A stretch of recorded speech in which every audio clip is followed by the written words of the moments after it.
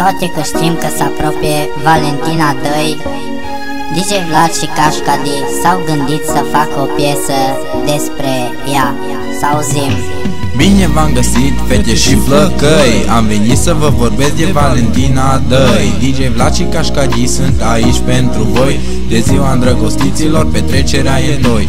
Vreau să vă vorbesc de prima mea relație, senzație, altercație, aberație, felație. Totul a început cu o acadea, când i-am dat-o la o fată din inima mea.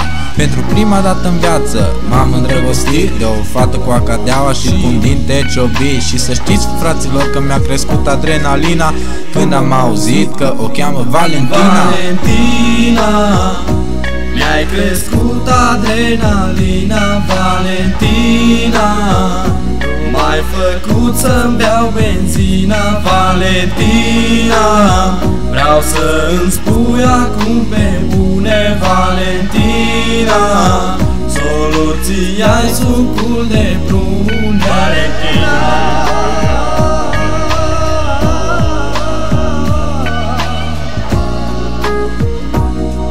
Oh la la la la la.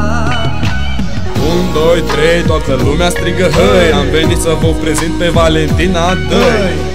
M-am îndrăgostit la prima vedere, când stăteam pe banc în parc și sorbeam o bere.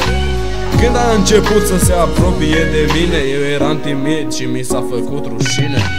După ce am intrat în vorbă și ne-am cunoscut, am dus-o direct în tufe și am vrut ca să o faci. Când am auzit că o cheamă Valentina, m-am gândit la DJ Vlad și mi-a băgat rotina. Era aceeași fată cu care el se întâlnea, am luat-o de păr și am merturat cu ea. Și așa, Valentina nu a mai fost pentru nici unul. Valentina, mi-ai crescut adrenalina, Valentina, m-ai făcut să-mi beau benzina, Valentina, vreau să-mi spui acum pe bune, Valentina, soluția-i sucul de prun, Valentina.